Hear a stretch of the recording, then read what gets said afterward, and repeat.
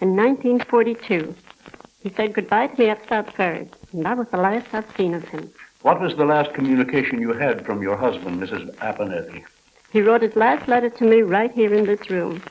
It was a few evenings before he sailed. He was sitting at the typewriter at that table over there, and he kept tearing out sheets of paper and throwing them away. I said to him, "Jim, that must be a pretty important letter." He turned around and said, "Yes, it's the most important letter of my life." That's all I knew about it until months later. That's when you finally saw the letter. Yes, I found it among Jim's papers in a large brown envelope marked important. Well, would you mind reading the letter to us, please? It says, "My dear kid, you asked me several times today what I was thinking about, as my mind seemed to be a way off. I am doing a great deal of thinking about you.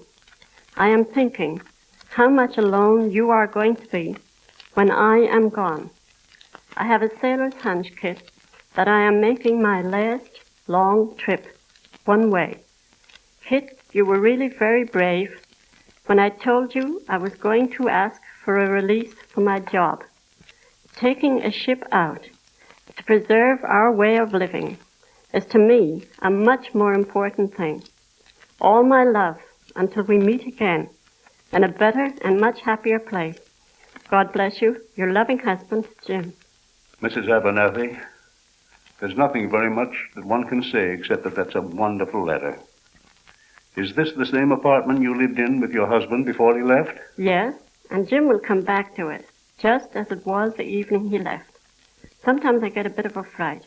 The chair looks just as it did when he'd get up after a long session in it, with the same dents and creases. One night last week, Mr. Lytell, I awakened suddenly at about 2 a.m. I was sure I heard a knocking at the door. My husband's knocking. I jumped out of bed, put my robe on, and opened the door. There was nobody there. I guess it's been too much on my mind. But it will happen. I know it will. It may be a long time, maybe a year or two, after the war is over. But it will happen. I know it will.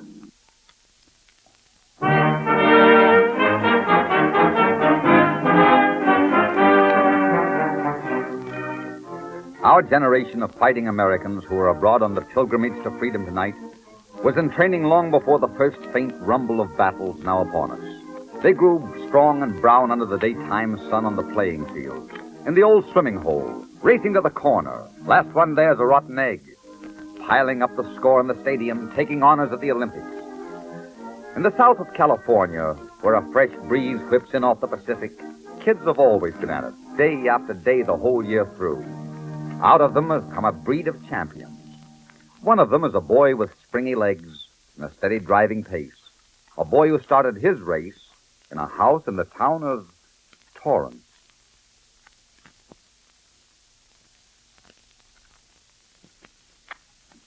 This is Cecil B. DeMille speaking to you from the home of Mr. and Mrs. Anthony Zamperini and their children.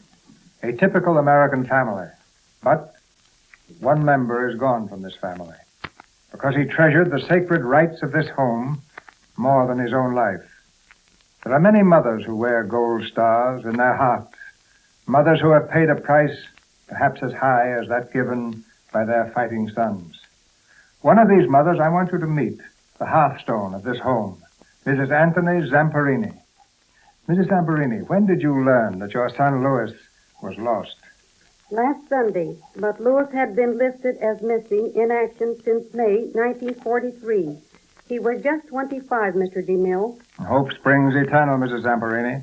Within the past 24 hours, Tokyo supposedly announced your son alive and a prisoner of war, but it is unconfirmed. But we will hold that hope, Mr. DeMille. Your son was one of the first to enlist, wasn't he? Yes, Mr. DeMille. He sent in his enlistment early in 1941 before Pearl Harbor. He had been to Berlin as a member of the Olympic Games team, and he saw what was coming before we did. Wasn't he a student at the University of Southern California? Yes, he was, Mr. DeMille. He left college to fight for his country. Your son was one of the nation's great athletes, Mrs. Zamperini. I remember he was the only American ever to finish the grueling Olympic 5,000-meter race. Lewis did win many medals for his sport activities, Mr. DeMille. I'm sure that of all his medals, you're the proudest of his oak leaf cluster and the air medal that he won for gallantry in battle.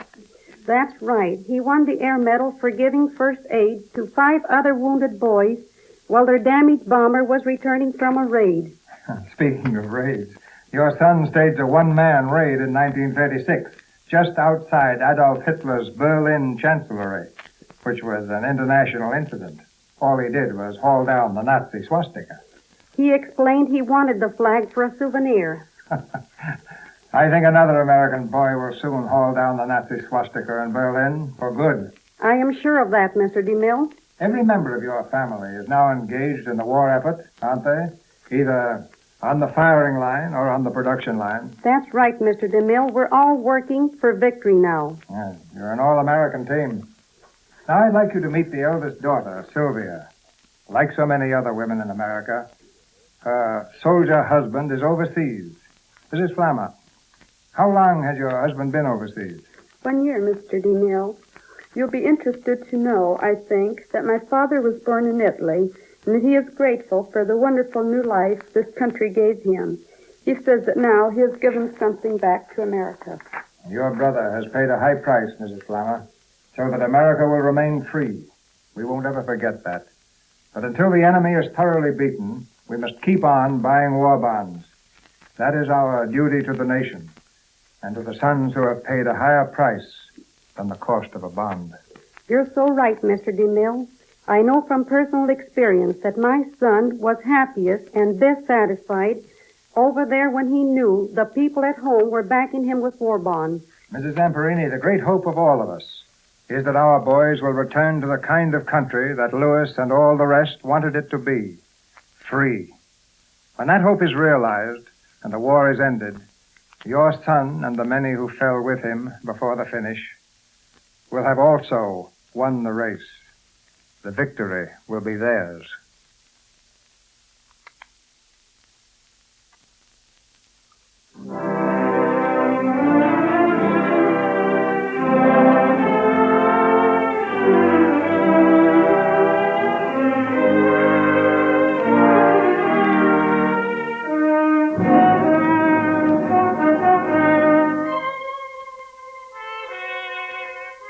In France, the coming of cold winds and the caking of furrowed fields is a reminder of the stirring of winter on our middle plains, of the earth turning brown and brittle. In Australia, the sight of grazing flocks can recapture the image of the meadowlands at home, with sweet clover blanketing the hills. Everywhere that men can see on this warring globe are reminders of the American earth in the turning of the seasons.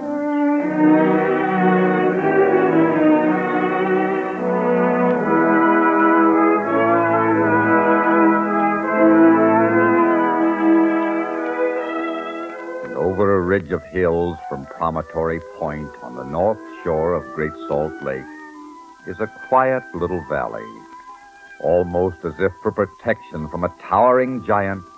It nestles low against the rugged slopes of the Wasatch Mountains. Going down the winding road to the Borgstrom farm is Gene Herschel. 20 acres of this valley belong to Alban Bergstrom and his boys. Before the war broke out, Leroy, Clyde, the twins, Rulon and Roland, and Boyd were familiar figures in and around Thatcher, Utah. Nearly every head gate in the irrigation system in this valley was set by these boys of Alban Bergstrom's. I saw one this afternoon, and there, etched by a boy's finger in the wet cement, were the initials LB, Leroy Bergstrom, and CB, Clyde Bergstrom. Here in this little dining room of a typical American farmhouse sit Father Alban Bergstrom and his wife Gunda, their 3 married daughters, and 2 boys, Elton, 15, and Boyd, who has just been given an honorable discharge from the United States Marine Corps. Boyd, tell me about your 4 gallant brothers. Leroy was the oldest, Mr. Herschel. He joined the army and was serving in the Italian sector when he was killed. He is buried in Italy. Clyde was next. He joined the Marines and was sent to the Pacific. He gave his life on a beachhead at Guadalcanal. And the twins, Roland and Roland? When D-Day came, they were over in Europe. Roland was flying a bomber, and during one of his bombing missions, his plane was badly shot at. When they landed back in England, Roland was dead. They laid him away in England. That was in August of this year. In September, Mom and Dad got word that the last of my brothers in combat zones were missing. I can well imagine the anxious hours you all must have spent after that report.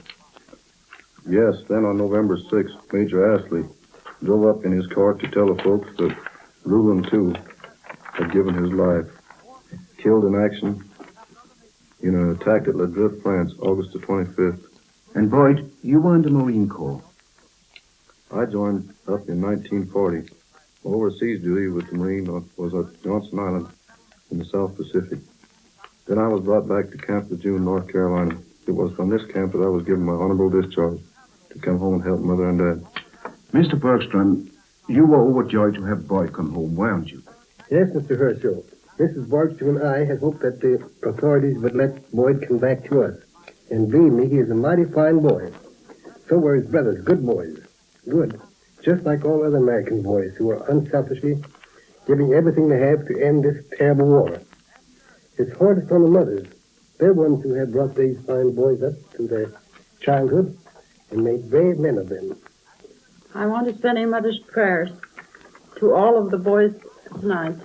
We here at home are proud of you boys, and we hope that God will bless and protect you through this fearful war. Mother has spoken the thing that's in the hearts of us all. I believe the gift Mrs. Bergstrom and I have cherished most of all is this framed copy of Abraham Lincoln's letter to Mrs. Bixby of Massachusetts, who gave 5 of his sons in another war. Yes, President Lincoln's immortal words find open hearts in this humble little farmhouse in Utah.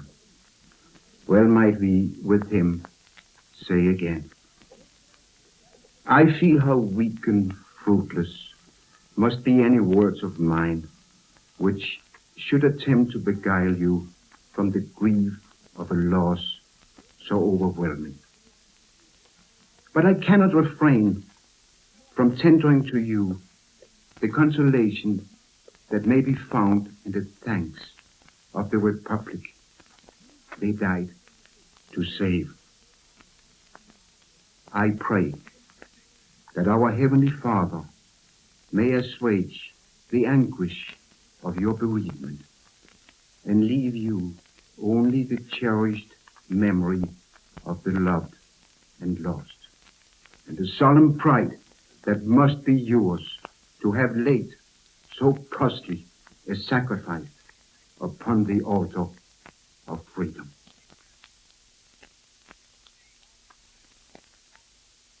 This November night, on the earth of 5 continents, the waters of every quadrant, the reaches of all the skies, our nation is marching on an American pilgrimage, a journey into freedom. United States war-borns will speed that journey.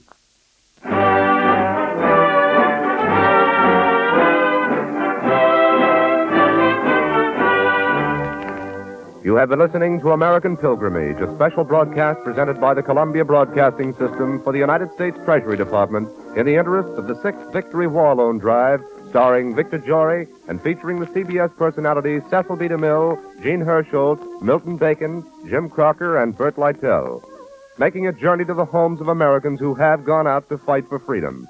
The combined staff of the Columbia Network contributed to the program, which was written by Robert Heller, with an original score composed and conducted by Alexander Semler. American Pilgrimage was produced and directed by Robert Louis Cheon and Lieutenant Howard G. Barnes, United States Naval Reserve. This is CBS, the Columbia Broadcasting System.